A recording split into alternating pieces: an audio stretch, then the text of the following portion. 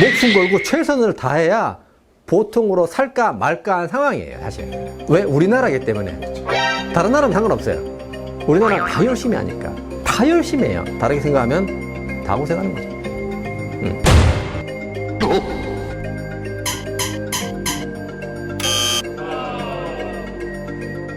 공부에 재능이 많이 없으면 안 했으면 좋겠고, 안 해도 먹고 살 수 있는 길이 있으면 좋겠다는 게 제 생각인 건데, 책에서도 노력신봉공화국 이 키워드가 굉장히 많이 나오는데 맞아요. 우리나라를 노력신봉공화국이다 이렇게 좀 정의하게 된 계기가 있었나요? 있었죠. 그 가장 중요한 계기가, 제가 이제 문화심리학자인데, 이제 서양 사람들, 특히 미국 사람들은 노력해도 공부는 못할 수가 있다, 이렇게 믿는 사람들이 상당히 많은 거죠. 네. 근데 우리나라 사람들 사실 말도 안 되는 소리잖아요. 세상에 뭐 안 되는 게 어디 있습니까? 하면 다 되죠. 어떻게 뭐 안 된다고 생각하는 것은 핑계죠, 핑계. 모든 거는 다 열심히 하면 되는 거죠. 그럼에도 불구하고 마음속 깊은 곳에서 나는 해도 안 되는 것 같다라는 생각이 인생을 살다 보면 많은 사람들이 가지고 있는데, 이거는 이제 문화적인 찜으로 내가 최선의 노력을 하지 않았기 때문이야, 이렇게 자꾸 억누르는 거죠. 사실은 노력해도 안 되는 게 훨씬 많거든요, 사실. 그런데도 불구하고 우리가 믿고 있으니까 그런 관점에서 제가 이제 관심이 있었던 거죠. 수많은 연구 결과를 보면은 노력이랑 성과랑 별 의미가 없는 관계가 있거든요. 그 미시간 대학의 햄브릭 교수가 한 연구인데, 노력과 성과 관점에서 이제 5가지 분야에 대해서 이제 결과를 발표했는데, 뭐 게임, 뭐 음악, 스포츠, 학업, 전문 직업, 직장인 이런 관련해서 썼는데, 게임은 26%가 노력을 설명하고, 음악은 21%, 스포츠는 18%, 그 다음에 공부는 이제 4%, 전문의는 1%가 노력이 성과를 설명한다, 성공을 설명한다. 다르게 얘기하면 대부분의 것들은 사실 노력과 관계없다는 건데, 많은 사람들이 깜짝 놀랐던 것 중에 하나가 이제 공부였던 거죠. 공부를 잘하는 것과 열심히 노력하는 것은 상관관계가 4%밖에 안 된다. 그러면 이제 96%는 뭐냐? 뭐겠어요, 그러면? 남는 게 재능이랑 환경 2가지밖에 남지 않죠. 네. 사실 공부를 열심히 한다고 공부를 잘하는 것이 아닐 수가 있는 거죠. 다르게 얘기하면 훌륭한 상황에 있거나 좋은 가정적 형편에 있거나 똑똑한 머리를 타고난 애들이 공부를 잘하는 거죠. 그냥 남들만큼 평범하게만 그냥 살았으면 좋겠다. 그게 삶의 목표인 사람들도 되게 많다고 보거든요. 맞습니다. 근데 그 정도는 노력만으로도 좀 충분히 커버 가능한 게 아닐까, 그런 생각이 좀 들었어요. 충분히 그럴 수 있다고 생각이 되는데, 네. 그럼에도 불구하고 제가 몇 가지 말씀드리면, 네. 기본적으로 성공과 실패라는 것은 전부 다 상대적입니다. 상대적인 의미가 빠진 거에서는 성공과 실패를 논한다는 것 자체가 별로 의미가 없는 거죠. 예를 들면 대학교에 가는데 뭐가 성공입니까? 가는 게 성공이고, 사람들이 가고 싶은 대학임이 정해져 있죠. 예전에는 스카이였지만 요즘에는 그래도 인서울 15개 학교는 들어가고 싶어 하고, 조금 낮으면 수도권이라도 가고 싶어 하는 게 대부분 학생들의 마음이잖아요. 왜? 상대적이니까. 그죠? 근데 이미 인서울이나 수도권의 대학에 진입하는 것이 이미 통계적으로 보면 우리나라 고등학교 재수생 다 합쳐갖고 상위 뭐 한 12% 정도에 들어야 되는데, 그러면 뭐 88%는 뭐예요? 못 가는 거잖아요. 그렇죠. 근데 제가 50%에 만족할 수 있다고 생각하죠. 50%면 제가 공부를 50% 하게 되면 어느 대학에 갈까요? 뭐 어디 가겠죠, 그죠? 그럼 만족할 것 같아요, 사람들이?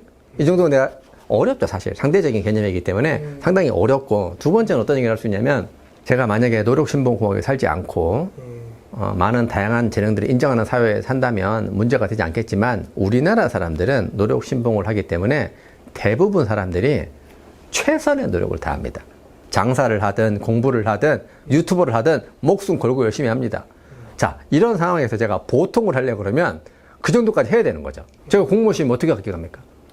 대충 할까요? 제가 보통 삶을 살기 위해서 어떻게 해야 돼요? 목숨 걸고 최선을 다해야 보통으로 살까 말까 한 상황이에요, 사실. 네, 맞습니다. 왜? 우리나라이기 때문에. 그렇죠. 그래서 이제 보통으로 만족하면서 사는 것조차도 우리나라에서는 상당히 어려운 일이다. 낙담되시는 분도 있겠지만, 저는 이제 더 긍정적으로 생각하는 것이,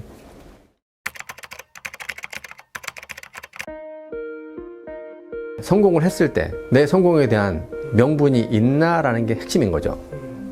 왜냐면 내가 공부를 잘하는 이유는 훌륭한 가정에서 태어나거나, 경제적으로, 교육적으로, 동기적으로 훌륭한 가정이 많이 있잖아요, 그죠? 똑똑하거나 노력을 많이 해야 되는데, 근데 수많은 연구 결과를 보면 노력이라는 것도 사실 선택할 수 있는 것이 아니고 자기 조절 능력이기 때문에 성공한 것의 명분이 이제 없을 수가 있죠. 그래서 이제 마이클 샌들 같은 사람들은 이제 심하게 얘기하죠. 운이라고. 운이 엄청 좋았던 거죠. 네가 태어났는데 운이 엄청 좋았던 거죠. 그 명분이 없는 거죠, 사실. 근데 거꾸로 생각하면 이제 가난하거나 취업을 못하거나 힘들게 사시는 분도 어떻게 보면은 명분도 없고 운이 없었던 거죠. 사회에서 가치 있게 생각해주는 재능이 없거나 또 이 재능도 사회적으로 결정이 되잖아요. 가정 환경도 내가 결정할 수 없는 거고 이렇게 보면 명분이 없다는 거죠. 그렇게 하면 이제 돈을 많이 벌어서 세금 내는 거가 많이 내는 거가 이해가 될 수 있고 당연할 수 있는 거잖아요. 근데 만약에 이제 노력을 강조하게 돼버리면 모든 성공의 원인은 노력으로 되면은 명분이 생기잖아요. 그래서 이제 노력신봉공학의 가장 큰 문제는 모든 사람들에게 개인 책임이라는 명분을 주는 거죠. 쟤는 왜 저럴까? 쟤는 왜 이렇게 가난할까? 이런 것들이 개인의 책임이라고 보려고 하는 경향이 우리나라에는 너무 심한데 사실은 그렇지가 않다라는 얘기를 하고 싶었고 사회적 책임에 대한 민감성이 좀 올라가야 된다고 생각이 들었고 이게 첫 번째 하고 싶었던 얘기고 두 번째 하고 싶었던 얘기는 노력신봉공학에서 하게 되면은 사회적 책임과 상관없이 개인적인 수준에서 자기 자신을 이제 학대하고 거칠게 대할 수밖에 없죠. 왜냐면 모든 것이 내 책임이기 때문에. 살찐 것도 자기 책임이에요. 근데 과학적인 연구를 보면 살찐 거랑 제가 열심히 해서 다이어트한 건 아무 상관이 없거든요. 다이어트를 하면 할수록 살이 더 찌거든요, 사실. 이거 쉽게 할 수 있는 게 아니거든요. 태어난 건데. 두 번째는 이 노력이라는 명분을 사용해서 다른 사람들을 거칠게 대하는 거죠. 네가 왜 이렇게 됐을까? 열심히 좀 해라. 왜 그따구로 인생을 사냐? 그러니까 그렇게 된 거 아니야? 저기 아저씨 봐봐. 너도 공부 안 하면 저렇게 된다? 이렇게 전부 다 다른 사람을 판단할 때 노력이라는 명분으로 다 이렇게 판단을 해버리는 거예요. 그런 것들, 개인에 대한 태도, 타인에 대한 태도, 그 다음에 사회적 책임 이런 걸 제가 강조하고 싶었던 거죠. 우리나라가 이 노력신봉공화국이 된 게 정치인들 위에 권력자들의 어떤 전략이지 않았을까? 저는 그런 의심도 사실 들었었거든요. 제가 이제 그런 내용은 이제 수업 시간에 좀 이렇게 하는 건데 좀 민감한 주제라 가지고 사실 그렇게 사용하기가 쉽죠. 전략으로 쓰는 거죠. 왜냐하면 개인적인 책임으로 물어버리면은 사회를 운영하기가 훨씬 쉬운 이유가 뭐 직장이 없거나 뭐 가난한 사람들이 많거나 소득 불평등이 많거나 아무 상관이 없잖아요. 그렇죠. 다 개인 책임이니까. 왜냐면 저 TV에 많이 나오잖아요. 가난했지만 열심히 해서 성공하신 분들이 맨날 나오잖아요. 그래서 동기를 부여하잖아요. 이런 것들, 이런 그 이데올로기를 계속 강화할 수가 있잖아요. 그래서 이제 정치하기가 너무 쉽죠. 다 개인 책임이니까. 그래서 재밌는 연구 결과가 있는데 한국 사람에 대한 엄청 심각해요. 어떤 결과냐면 소득 불평등이 심하다. 우리나라에. 뭐 다른 나라도 심한 나라 많다. 어떻게 해결하면 좋을까라고 하는 한국 사람들은 두 가지 얘기를 하는 거죠. 첫 번째는 소득 불평등이 심한 거는 인정하겠는데 정당하다. 왜 정당하냐면은 열심히 노력한 사람들은 돈을 많이 벌고 노력하지 않은 사람들은 돈을 적게 벌고 힘들게 사는 것이 정당할 수 있다라고 생각이 되는 거고 두 번째 더 심각한 것은 개인적인 책임이 그런 거죠. 더 심각한 것은 그러면 이 소득 불평등을 해결하기 위해서 어떻게 하면 좋을까? 라고 하면은 노력신봉공에서 하시는 분들은 이상한 생각을 하시는 거죠. 뭐냐면은 그러면은 임금을 더 적게 주면 어떨까? 왜 더 적게 주면 좋을 거라고 생각할까요?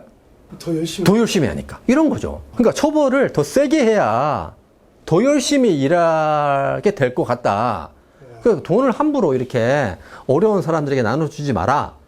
나눠주면 어떤 문제가 생긴다? 유명한 단어가 있죠. 도덕적 해이. 이런 거예요. 처벌을 더 심하게 해라. 그러면 더 열심히 할 거다. 이런 생각을 하고 있는 거죠. 왜? 노력신봉공화국에서 살고 있으니까. 그러니까 정치 입장에서 얼마나 좋아요.